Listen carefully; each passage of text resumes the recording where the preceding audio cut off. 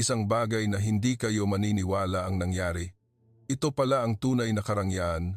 Ito ang mga salitang binitawan ni Prinsipe Had mula sa pamilya ng Maharlika ng Dubai na may kabuuang yaman na mahigit talang 4 bilyon habang umiiyak sa isang maliit na bahay kubo sa Pilipinas. Bakit kaya humagulgol ang isang miyembro ng pamilya ng Maharlika na nakatira sa 15,000 isang gabi na hotel, may palasyong ginto, at nabuhay sa pinakamarangyang pamumuhay sa mundo sa isang simpleng kubo na may sukat lang na 25 metro kuwadrado? Nagsimula ang lahat 3 linggo na ang nakalipas. Habang pauwi ang pamilya mula sa isang investment conference sa Timog Silangang Asya, isang malaking bagyo ang sumalubong sa kanila sa Dagat Sina, kaya napilitan silang lumapag bilang emergency landing sa Ninoy Aquino International Airport sa Maynila.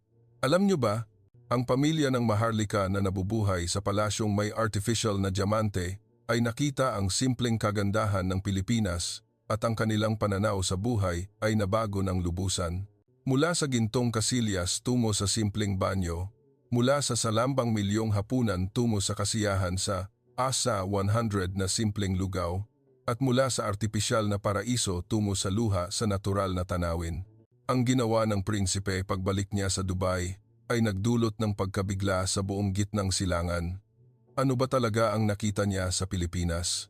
Ngayon, ikukuwento ko ang aking nasaksihan bilang Rafi Cruz, ang royal interpreter na sumama sa kanila sa loob ng 3 linggo. Bago ako magsimula, kung maaari lang, i-like at i-subscribe niyo ang channel na ito para makatulong na maibahagi ang mas maraming kwento ng Pilipino. Magandang araw. Ako si Rafael Cruz at ako ay nagtrabaho bilang exclusive interpreter sa Maharlikang pamilya ng Dubai sa loob ng 15 taon. Dahil sa aking Pilipinong ama at Lebanese na ina at sa aking kakayahang magsalita ng 5 wika, ako ay tinanggap sa kaharian. Si Prinsipe Had ay ang ikalawang Crown Prince ng Emirate ng Dubai. Siya ay 46 taong gulang, kasal kay Prinsesa Fatima at may 2 anak, si Prinsipe Omar at Prinsesa Aisha. Ang kabuuang yaman ng prinsipe ay humigit kumulang 50 bilyon. Mayroon siyang sariling floor sa itaas ng Burj Al Arab, 30 pribadong villas sa buong mundo, 12 pribadong jet at 8 super yacht. Nasa Singapore at Thailand ang pamilya ng prinsipe para sa isang investment meeting at nakatakda silang umuwi. Ngunit isang malaking bagyo na pinakamalakas sa kasaysayan ang biglang lumitaw sa Dagat Sina at tuluyang isinara ang lahat ng air routes papuntang gitnang silangan. Bilang tugon, napili ang Ninoy Aquino International Airport bilang pinakaligtas na airport para sa kaligtasan ng Maharlikang pamilya. Ang prinsipe ay nakarinig na tungkol sa galing ng Pilipino at inakala niyang hindi ito magiging problema. Ang una niyang impresyon pagdating sa Naya ay mas simple kaysa sa inaasahan ko. Kumpara sa ginintuang terminal ng Dubai International Airport, nasorpresa si Prinsesa Fatima sa sobrang simple ng NAIA. Ngunit nagsimula ang immigration at dumating ang unang sorpresa. Inaasahan ng prinsipe ang VIP treatment, ngunit sa Pilipinas halos walang konsepto ng kayo ay Maharlika kaya may espesyal na turing. Ang mga tauhan ng airport ay magalang ngunit hindi labis na nagpapakumbaba. Nagpakita sila ng natural na respeto. Ito ang sandaling naramdaman ng prinsipe na siya ay iginagalang bilang tao, hindi dahil sa kapangyarihan niya. Ang pinakanakakagulat ay ang luggage carousel. Sa Dubai, dinadala sa espesyal na ruta ang bagahe ng Maharlika, ngunit dito, hinintay nila ang kanilang maleta sa parehong conveyor belt ng lahat ng pasahero. Nagtanong si Prinsesa Aisha, bakit walang espesyal na lugar? Ngunit naintindihan niya agad ang sagot. Lahat ng pasahero ay pinagsisilbihan ng pantay-pantay at napaka-epektibo. Ang biyahe mula airport patungong hotel ay nakakamangha rin. Naghanda kami ng limousine, ngunit nagmungkahi ang driver na mas mabilis at mas komportable ang mag-commute dahil sa matinding traffic. Ang royal family ay sumakay sa kanilang unang pampublikong sasakyan. Pagsakay nila sa isang maluwag na airport shuttle, van papuntang Makati, isang bagong mundo ang bumukas. Nakarating ang pamilya ng prinsipe sa suite ng isang super luxury hotel sa Makati.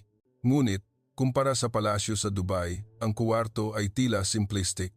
Nag-alala si Prinsesa Fatima na baka gawa sa plastic ang chandelier, ngunit ang totoo, ito ay highest grade crystal glass. Sa Dubai, ang chandelier na may tunay na diamante ay normal. Ngunit nang tumingin ang prinsipe sa labas ng bintana, nagbago ang kanyang ekspresyon. Hindi ito artipisyal na kagandahan. May natural na armonya, bulong niya. Kinabukasan, habang naglalakad sila sa hotel garden, dumating ang unang malaking pagkabigla. Sa Dubai, ang garden ay artipisyal na ginawa at nagkakahalaga ng ₱5 milyon bawat buwan para mapanatili ang mga halaman sa disyerto. Ngunit ang garden dito ay nagbibigay diin sa natural na kagandahan, isang calculated na kasimplihan. Bakit ang ganda nito, pero parang hindi ginastusan? Tanong ng prinsipe. Nagpaliwanag ang staff ng hotel.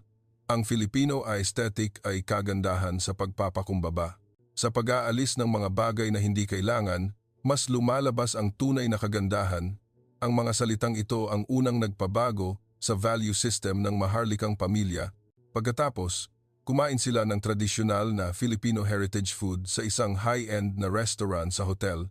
Ang prinsipe ay kumakain ng mga gourmet na pagkain mula sa buong mundo, truffle, caviar at foie gras araw-araw. Ngunit nang makita niya ang mga maliliit na bowl ng simpleng pagkain, inakala niyang masyadong maliit ang serving. Ngunit sa isang kagat, nagbago ang mukha ng prinsipe. Ano ang lasa nito? Nagpaliwanag ang chef.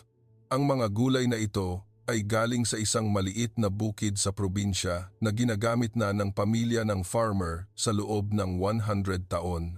Nag-iingat kami sa tradisyon, pinahahalagahan ang season, at pinapalabas ang tunay na lasa ng ingredients.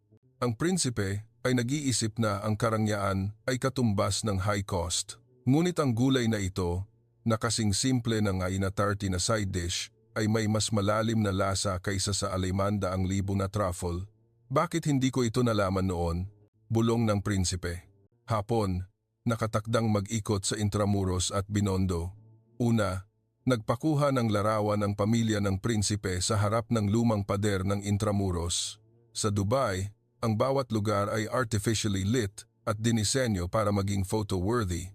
Ngunit ang mga pader ng Intramuros ay nandoon sa loob ng daan-daang taon nang walang labis na palamuti, old pero maganda.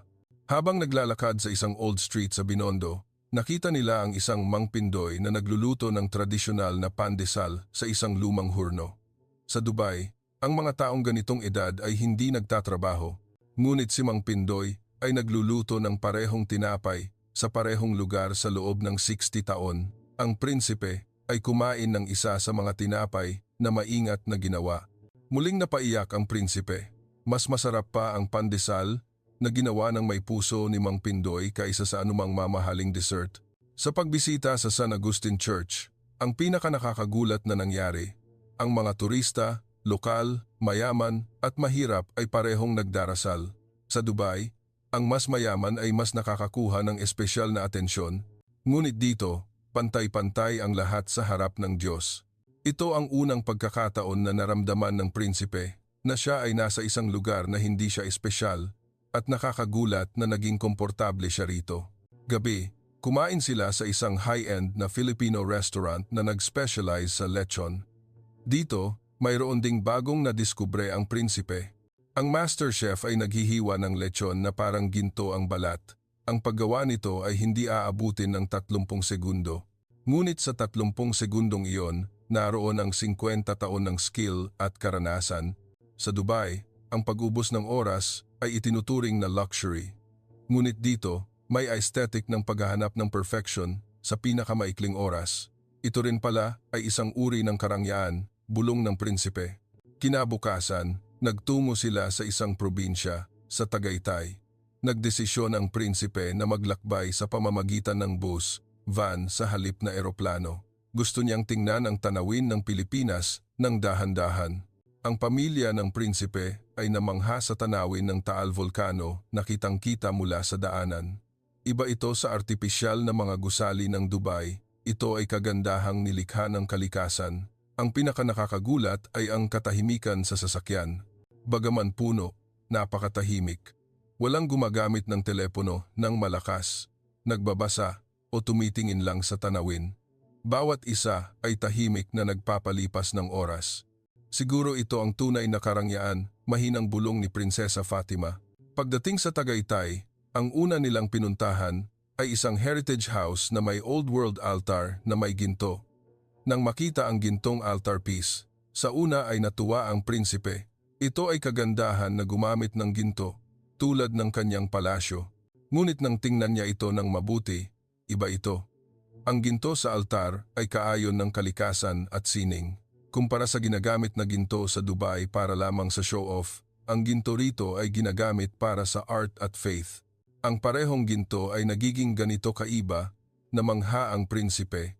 Nang hapong iyon, nagkaroon sila ng ritual ng pag-inom ng kafe barako sa isang simpleng bahay kubo, nipa hut.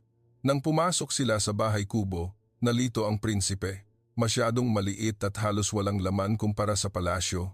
Ngunit nang magsimula ang ritual, naintindihan niya ang kahulugan ng espasyo dahil walang kalat, nakapag-focus sila sa lasa ng kape, sa pag-uusap at sa peace ng paligid.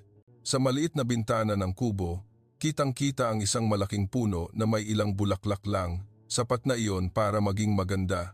Naalala ng prinsipe ang garden niya sa Dubai na may 1,000 uri ng bulaklak. Ngunit dahil napakarami, wala siyang natatandaan. Ang isang bulaklak ay mas maganda kaysa sa 1,000.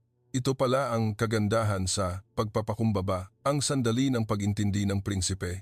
Ang elder na nagturo ng ritual ay nagsabi, sa kulturang ito, may kasabihan, isang sandali, walang katulad. Ang sandaling ito ay hindi na mauulit, kaya pahalagahan mo ito. Napagtanto ng prinsipe na ang kanyang araw-araw ay parehong pag-uulit ng karangyaan.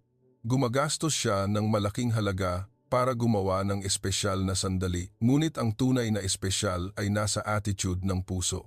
Habang umiinom ng kape, tahimik na umiyak ang prinsipe. Ito pala ang tunay na karangyaan. Pagkatapos ng ritual, isang hindi inaasahang pangyayari ang naganap. Nagkaroon ng problema sa hotel booking at wala silang matutuluyan.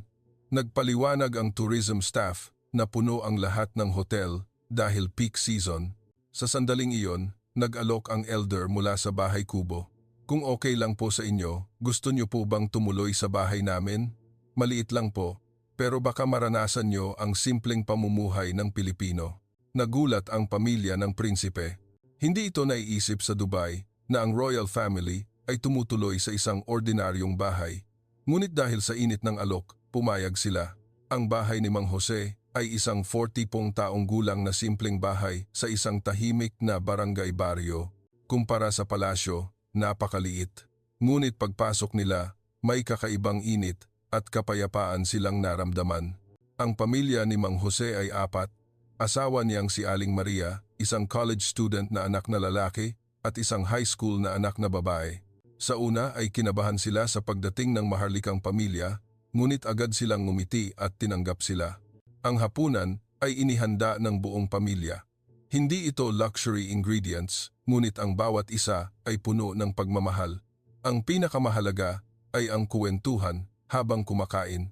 Ang anak na lalaki ay nagkuwento tungkol sa studies, ang anak na babae tungkol sa school activities, at nagtawanan ang buong pamilya. Napagtanto ng prinsipe na sa palasyo ng Dubai, bihira na silang maghapunan ng magkasama. Bawat isa ay abala, at madalas na kinakain nila ng mag-isa ang pagkain na inihanda ng servants. Ngunit sa bahay na ito, nagkakasama sila sa table at nagbabahagi ng araw. Naroon ang yaman na hindi nabibili ng pera. Pagkatapos ng hapunan, naglatag ng banig ang pamilya ni Mang Jose para sa kanila. Kumpara sa king-size bed sa Dubai, masikip, ngunit kakaiba ang naramdaman nilang ginhawa. Kinagabihan, nilagnat si Prinsesa Aisha.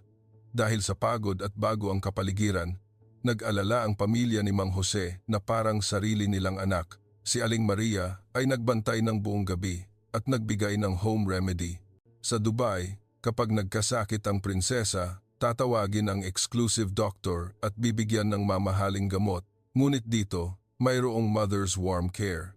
Ang simpleng lugaw, rice porridge, na ginawa ni Aling Maria, ang malamig na tuwalya sa noo, at ang pagmamahal ng isang ina na nagbantay sa buong gabi. Ito ang unang beses na nakaranas ang prinsesa ng pagmamahal na hindi dahil sa pera. Kinabukasan, bumaba na ang lagnat ng prinsesa at sinabi niya kay Aling Maria, "Mama, salamat po." Ang prinsesa ay hindi kailanman gumamit ng ganoong salita sa sarili niyang ina. Naiyak ang maharlikang pamilya nang magpaalam sila sa pamilya ni Mang Jose. Kahit isang gabi lang, natutunan nila ang tunay na init ng pamilya. Sinabi ng anak na lalaki sa prinsipe, "Kahit wala kaming pera, masaya kami dahil magkasama ang pamilya. Hindi kami mayaman, pero araw-araw kaming tumatawa." Sumagot ang prinsipe, "Maari naming bilhin ang lahat, pero hindi namin mabibili ang oras at init na mayroon kayo. Tinuruan niyo kami ng tunay na kahulugan ng yaman." Ang karanasang iyon ang tuluyang nagpabago sa values ng prinsipe. Naranasan nila ang pagkakaiba ng karangyaan na nabibili ng pera at ang yaman na hindi nabibili. Nang gabing iyon, tumuloy ang maharlikang pamilya sa isang simpleng provincial inn na may natural hot spring, bukal. Pagkatapos ng karanasan sa bahay ni Mang Jose, ang inn ay tila isang palasyo. Nang sumausaw sa hot spring, pinaka-nakarelax ang prinsipe sa kanyang buhay. Hindi ito artificial hot spring na gawa sa pera, kundi tunay na tubig na ginawa ng kalikasan. Nagpainit ito sa kanyang katawan at puso. Ang hapunan ay simpleng local food, ngunit ang bawat isa ay may pagmamahal ng nagluto. Ang inn-owner ay nagbigay ng serbisyong buong puso. Hindi ito dahil sa pera, kundi dahil sa purong hangarin na mapasaya ang bisita. Sa Dubai, makakakuha ka ng best service kung magbabayad ka, ngunit contract-based na serbisyo lang iyon. Ang natatanggap ko rito ay Filipino hospitality na galing sa puso, na isip ng prinsipe. Kinabukasan, habang naglalakad sa inn garden, nakilala niya ang isang matandang magsasaka, tagabantay ng garden na lampas 80 taong gulang. Nagtatrabaho pa rin siya araw-araw. "Bakit po kayo nagtatrabaho pa sa inyong edad?" tanong ng prinsipe. Ngumiti ang matanda at sumagot, "Nahihiya ako sa mga bisita kung hindi maganda ang garden. 40 taon ko na itong inaalagaan. Ito ang dangal ko sa buhay." Nagulat ang prinsipe. Sa Dubai, nagtatrabaho sila dahil sa pera, ngunit ang matanda ay nagtatrabaho dahil sa dangal. Ano ba talaga ang tunay na yaman? Tanong ng prinsipe sa sarili.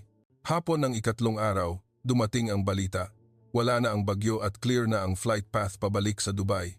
Maaari nang umuwi ang maharlikang pamilya. Ngunit ang kanilang ekspresyon ay komplikado. Mas malaki ang lungkot kaysa sa tuwa. Lalo na si Prinsesa Aisha, na umiyak at nagsabing, "Gusto ko pang magtagal sa Pilipinas. Pagbalik sa Dubai, magsisimula na naman ang parehong araw-araw na pamumuhay."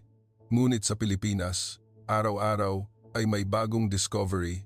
Sa eroplano pabalik sa Dubai, nagdesisyon ang prinsipe. Hindi niya hahayaang masayang ang karanasang ito. Kailangan niyang baguhin ang isang bagay pagbalik niya sa Dubai. Sa departure lounge ng Naya, sinabi niya sa akin, "Rafi, natutunan ko sa Pilipinas ang pinakamahalagang bagay sa buhay. Ang tunay na karangyaan ay hindi nabibili ng pera." Habang umaalis ang eroplano, patuloy na tinitingnan ng pamilya ng prinsipe ang tanawin ng Pilipinas. Pagdating sa Dubai, sinalubong sila ng motorcade. Ngunit ang puso ng prinsipe ay naiwan sa Pilipinas. Pagbalik sa palasyo, nagulat ang prinsipe. Ang gintong palamuti at malaking chandelier ay biglang naging vulgar sa paningin niya. Ang karangyaan, na normal sa kanya 3 linggo pa lang ang nakalipas, ay tila walang saysay. Ang unang ginawa ng prinsipe ay ang pag-aayos ng isang silid sa palasyo at ginawa itong Filipino style, may simpleng sahig, simpleng upuan at calm atmosphere. Dito, siya ay nagiinom ng kape araw-araw. Sunod, binago niya ang garden ng palasyo. Ang garden na may 1,000 bulaklak ay ginawa niyang garden na isa lang ang namumulaklak ayon sa season. Ang mga servants ay nalito. Hindi nila maintindihan kung bakit hinahanap ng prinsipe ang simpleng pamumuhay. Ngunit ang ekspresyon ng prinsipe ay mas gentle kaysa noon dahil nalaman niya ang tunay na kasiyahan. Ang pagbabago ng prinsipe ay nakaapekto sa buong royal family ng Dubai. Ang ibang royals ay naging interesado sa Pilipinas. Ang pinakakagulat-gulat ay ang new project na sinimulan ng prinsipe. Nagtayo siya ng isang Philippine Cultural Center sa Dubai. Naglagay siya ng lugar kung saan maaaring matutunan ang kultura, ang simplicity at ang Filipino puso. Maraming Dubai citizens ang nagpakita ng interes. Marami pala ang naghahanap ng kasiyahang hindi nabibili ng pera. Pagkatapos ng 6 na buwan, bumisita muli ang prinsipe sa Pilipinas. Ngayon, hindi para magturista, kundi para matuto. Sumailalim siya sa isang linggong retreat sa isang Zen center sa probinsya. Gumising siya ng alas 5 ng umaga, naglinis, kumain ng simpleng pagkain at nag-meditate araw-araw. Isang pamumuhay na hindi maiisip sa Dubai, ngunit labis siyang masaya. Naramdaman niya ang kalayaan ng wala siyang hinahabol. Sa huling araw ng retreat, sinabi ng Zen Master sa prinsipe, ang tunay na yaman ay hindi ang pagkakaroon ng lahat ng gusto mo. Ito ay ang pagpapasalamat sa kung ano ang mayroon ka. Tumaas ang kilay ng prinsipe. Dati, mas maraming pera, mas malaking palasyo, mas marangyang pamumuhay ang hinahanap niya. Ngunit hindi siya naging kontento. Ngayon, nagpapasalamat ang prinsipe sa araw-araw niyang pag-inom ng kape. Napapahanga siya sa isang bulaklak na namumukadkad sa garden dahil alam niyang iyon ang tunay na karangyaan. Sa kasalukuyan, pabalik-balik ang prinsipe sa Dubai at Pilipinas. Sa Dubai, ginagampanan niya ang kanyang responsibilidad bilang royal at sa Pilipinas, hinahanap niya ang kapayapaan ng puso. Dahil sa impluensya ng prinsipe, maraming wealthy Emiratis ang nagpakita ng interes sa Pilipinas. Dumarami ang bumibisita sa Pilipinas at naghahanap ng value na hindi nabibili ng pera. Nakipag-ugnayan ang prinsipe sa akin noong nakaraang buwan. Gusto raw niyang manirahan sa Pilipinas sa loob ng 1 taon, hindi sa palasyo, kundi sa isang ordinaryong bahay at mamuhay ng ordinaryo. Nakikipag-ugnayan pa rin siya sa pamilya ni Mang Jose. Si Prinsesa Aisha ay nakikipag-ugnayan sa anak na babae ni Mang Jose at nag-aaral ng wikang Filipino. Sabi ng prinsipe, ipinanganak akong prinsipe, ngunit natutunan ko sa Pilipinas ang maging tunay na tao. Mula ngayon, hindi na pera ang pagpapahalagaan ko, kundi ang yaman ng puso. Hanggang dito na lang ang kwento ngayon. Ang 3 linggo ng Dubai Royal Family sa Pilipinas at ang life-changing experience, kumusta ang inyong pakiramdam? Mag-iwan ng comment ng pagsuporta para sa ating bida. Kung nagustuhan nyo ang video na ito, i-like at i-subscribe nyo po. Salamat sa panonood.